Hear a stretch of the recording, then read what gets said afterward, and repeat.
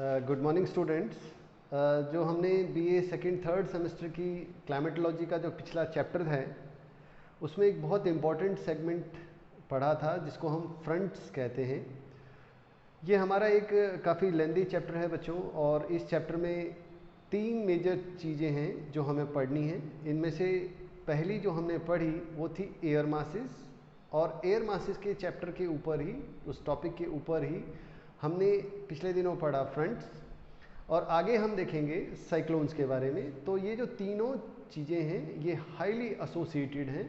आप सभी को इन तीनों को एक लॉजिकल ऑर्डर में ही पढ़ना चाहिए। सबसे पहले आप एयर मासेस के बारे में पढ़ें, और फिर फ्रंट्स पढ़ें, और उसके आगे चल के आप साइक्लोन्स की स्टडी करें। तो इस तरह ये तीनों ही लॉजिकली वेरी जो है हाईली इंटरकनेक्टेड हैं। आज ये जो सेशन है हमारा एक डाउट क्लियरिंग सेशन है, और इस डाउट क्लियरिंग सेशन में हम फ्रंट्स का जो हमने चैप्टर पढ़ा है उसके बारे में हम बात करेंगे। जो आपके सवाल आए हैं उनकी हम बात करेंगे। तो सबसे पहला था फ्रंट्स क्या होते हैं। मीनू ने ये सवाल मेरे से बार बार पूछा, और कई बार और छात्राओं के भी सवाल आए। फ्रंट्स क्या होते हैं बच्चों, इसको समझने से पहले हमें एयर मास की एक बार हम बात करते हैं। जैसा हमने पिछले चैप्टर में देखा कि एयर मास एयर पार्सल्स होते हैं, एक एयर के कॉलम होते हैं जिनमें टेम्परेचर और ह्यूमिडिटी की जो है वो एक होमोजेनिटी मिलती है, एक रूपता मिलती है, जिसके कारण उनकी एक इंडिविजुअल आइडेंटिटी बनती है। ये इंडिविजुअल आइडेंटिटी दूसरे एयर मासेस के कंपैरिजन में बिल्कुल अलग होती है। ये अलग तापमान और आर्द्रता के आधार पर होती है। जो एयर मास अलग आइडेंटिटी रखता है वो दूसरे एयर मास से फ्यूज़ नहीं होता, मिक्सिंग नहीं होती, वो रजिस्ट करते हैं। तो जहाँ पे ये रजिस्ट करते हैं वहाँ पर एक नई चीज़ बनती है जिसको हम फ्रंट कहते हैं। तो फ्रंट क्या होता है? फ्रंट दो एयर मासेस के बीच का वो एरिया होता है जहाँ पे दोनों एयर मासेस रजिस्ट कर रहे होते हैं, लड़ रहे होते हैं। आप ऐसा समझ सकते हैं कि जो फ्रंट शब्द है वो भी एक वार वर्ड है जो युद्धों में यूज़ करते हैं। जैसे हम अगर कहीं भी किसी भी फ्रंट की बात करें जहाँ दो देश लड़ रहे हैं, वो दो लड़ाई वाला जो क्षेत्र है जहाँ दो शक्तियाँ आपस में लड़ रही हैं उसको फ्रंट कहते हैं। तो आप उसी से समझ सकते हैं कि फ्रंट या वाताग्रह वो एरिया होता है जहाँ दो डिफरेंट कैरेक्टरिस्टिक्स की एयर मासेस रजिस्ट कर रही होती हैं, एक दूसरे को लड़ रही होती हैं, उनको हम फ्रंट्स कहते हैं। अब आगे यदि हम देखें तो जो फ्रंट वर्ड है, एक छात्र ने पूछा कि फ्रंट कहाँ से ये वर्ड आया। तो जैसा मैंने अपनी क्लास में भी बताया था कि फ्रंट जो है एक ऐसा शब्द है जो मूल रूप से लड़ाइयों में यूज़ होता है। और जब हम अपनी क्लाइमेटोलॉजी में देखें हिस्टोरिकली, जब हम इस एरियाज़ में ज़्यादा स्टडी करने लगे तो वो मूल रूप से वर्ल्ड वॉर का टाइम था और लड़ाइयाँ विश्व में बड़ी कॉमन थी। तो उस एरिया को जहाँ दो डिफरेंट एयर मासेस लड़ाई कर रहे हैं, हमने ये शब्द दिया जिसको फ्रंट कहा जाता है। ये जो फ्रंट है इसका ओरिजिन जो है लड़ाई के समय हुआ, इसलिए ये शब्द जो है इस ट्रांजिशनल एरिया के लिए जहाँ पे दो डिफरेंट एयर मासेस आपस में फ्यूज़ हो रहे हैं, लड़ रहे हैं, उसको हम फ्रंट कहते हैं। फ्रंट्स के टाइप क्या क्या होते हैं? तो बच्चों फ्रंट्स जो होते हैं वो 4 प्रकार के होते हैं: cold front, warm front, occluded front and stationary front. ये 4 फ्रंट होते हैं जो हमने डिटेल में अपने क्लास लेक्चर में देखे थे। यदि आपने नहीं देखे हैं तो आप उसको ध्यान से देखें। यहाँ एक जो शब्द है आप इस चैप्टर को जब पढ़ेंगे तो बार बार आएगा, जिसको हम सोर्स रीजन कहते हैं। अब देखिए ये सोर्स रीजन जो है ये शब्द एसोसिएटेड है एयर मास से, क्योंकि एयर मास की फॉर्मेशन पे ही फ्रंट्स की फॉर्मेशन निर्भर करती है। तो आपको ये देखना है कि सोर्स रीजन्स क्या होते हैं। बच्चों सोर्स रीजन वो एरिया होते हैं जो होमोजीनस होते हैं। सबसे पहले उनकी होमोजेनिटी जो है वो टेम्परेचर और ह्यूमिडिटी के आधार पर डिटरमिन होती है। वो ज़्यादा अंडुलेटिंग नहीं होते, वो प्लेन सरफेस होते हैं, और वहाँ पर मोर और लेस स्टेबिलिटी मिलती है। जब स्टेबिलिटी मिलती है तो एयर जो है वो खड़ी रहती है, एक ही जो जगह पर रहती है, वो ज़्यादा मोबाइल नहीं होती, जिसके कारण जो उसकी प्रॉपर्टीज़ हैं, जो सोर्स रीजन की प्रॉपर्टीज़ हैं, जैसे सोर्स रीजन यदि गर्म है तो एयर भी गर्म होगी, यदि सोर्स रीजन ज़्यादा ह्यूमिडिटी वाला है तो एयर मासेस भी जो हैं वो ह्यूमिडिटी वाले ही होंगे।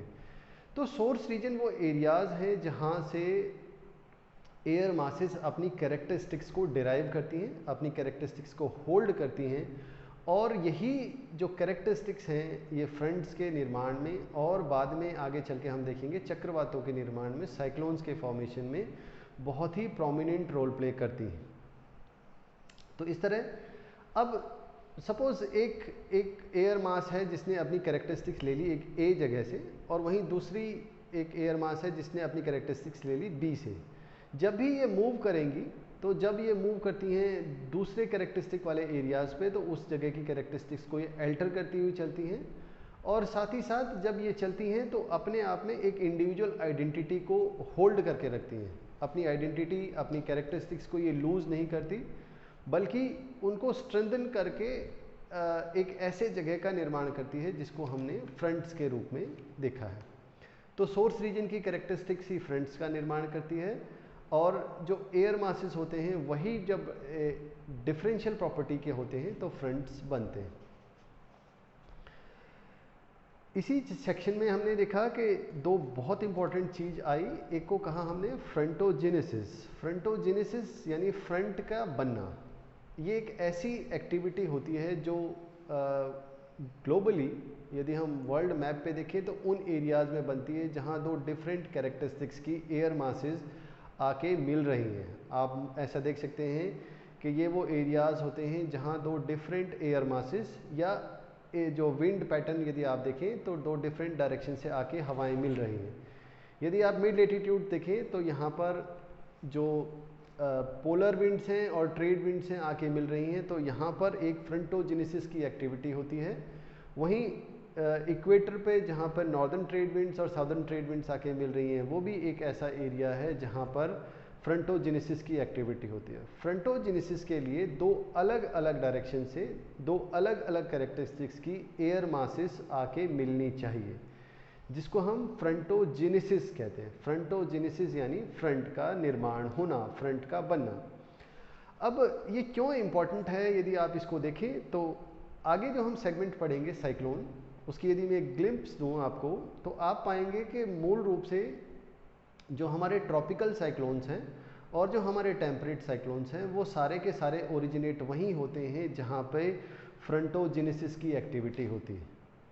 फ्रंटोजेनेसिस की एक्टिविटी न केवल उनको फॉर्म करने में मदद करती है, बल्कि उनका जो डायरेक्शनल मूवमेंट है, जिस तरह से जो साइक्लोन्स हैं वो मूव करते हैं, हम देखेंगे आगे इस सेगमेंट में कि जो हमारे टेम्परेट साइक्लोन्स हैं वो वेस्ट टू ईस्ट मूव करते हैं। तो आप पाएंगे कि जहाँ एयर मास के मिलने की डायरेक्शन ही थ्रस्ट ही ऐसा है कि वेस्ट टू ईस्ट, तो वहाँ पर फ्रंटोजेनेसिस में साइक्लोन्स वेस्ट टू ईस्ट ही मूव करते हैं, और जहाँ इनका थ्रस्ट अपोजिट डायरेक्शन में है यानी ईस्ट टू वेस्ट है, वहाँ ये साइक्लोन्स को फ्रंटोजेनेसिस से पुश मिलता है ईस्ट टू वेस्ट। तो इस तरह फ्रंटोजेनेसिस एक एक्टिविटी होती है जहाँ अलग अलग डायरेक्शन से आके हवाएं मिलनी चाहिए, एयर मासेस मिलने चाहिए, जहाँ फ्रंट बने, जहाँ साइक्लोन बने।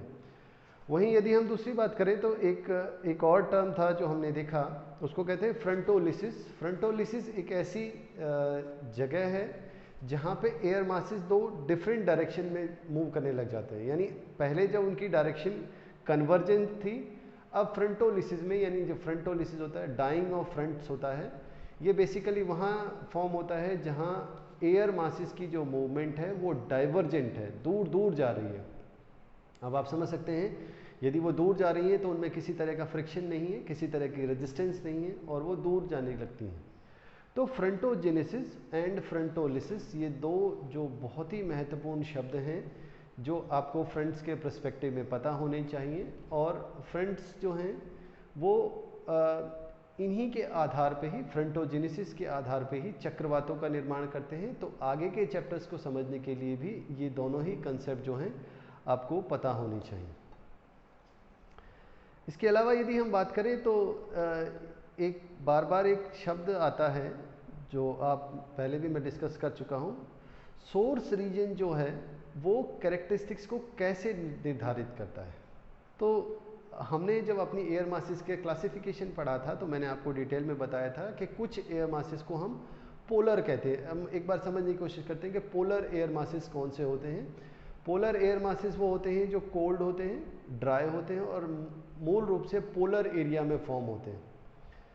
तो वहाँ पोलर एरिया की जो लैंड की या उसके वाटर की जो प्रॉपर्टी है उसकी कैरेक्टरिस्टिक्स के आधार पे ही वो अपनी कैरेक्टरिस्टिक्स लेते हैं। वहीं कुछ एयर मासेस को हम मेरीन टाइम एयर मासेस कहते हैं। मेरीन टाइम वो एयर मासेस होते हैं जो कॉन्टिनेंट्स पे नहीं डेवलप होते हैं, बल्कि वो डेवलप होते हैं वाटर बॉडी पर। अब वाटर बॉडी पर यदि वो डेवलप होंगे तो वाटर बॉडी की तरह ही वो प्रॉपर्टीज़ लेंगे, उसी की तरह हाई ह्यूमिड प्रॉपर्टी होगी, या टेम्परेचर जिस तरह का वाटर बॉडी बिहेव कर रही है उसी तरह से वो बिहेव करते हैं। तो इस तरह जो सोर्स रीजन है वो एयर मास की प्रॉपर्टीज़ को गवर्न करने वाला सबसे इम्पॉर्टेंट फैक्टर है। और न केवल वो एयर मास, बल्कि आगे आप देखेंगे fronts and later on cyclones को भी गवर्न करने के लिए एक बेसिक कैरेक्टरिस्टिक्स निर्धारित करने का एक आप कहें फैक्टर है जो आपको पता होना चाहिए। तो इस तरह आपको मैं एक बार फिर से बताऊं कि air mass, front end cyclone तीनों आपस में हाईली इंटरकनेक्टेड हैं, और इसलिए ये जो आपकी जो क्लासेस हैं इसी क्रम में ली गई हैं। पहले आपको एयर मासेस पढ़ाए गए, फिर आपको फ्रंट्स पढ़ाए गए, और अब आगे हम साइक्लोन्स की बात करेंगे। तो ये आपको इसी क्रम में पढ़ना है, और बहुत ही इंपॉर्टेंट चीज़ें हैं क्लाइमेटोलॉजी के हिसाब से, आपके कॉम्पिटिटिव एग्ज़ाम के हिसाब से, और साथ ही साथ जो आपके यूनिवर्सिटी के पेपर होने हैं सभी जगह इस सेगमेंट से बड़े ही प्रश्न आते हैं। तो आज यही थे आपके प्रश्न। अभी भी यदि आपके कोई प्रश्न बच गए हैं तो आप मेरे से पूछ सकते हैं। आज के लिए इतना ही इस डाउट क्लियरिंग सेशन में। धन्यवाद।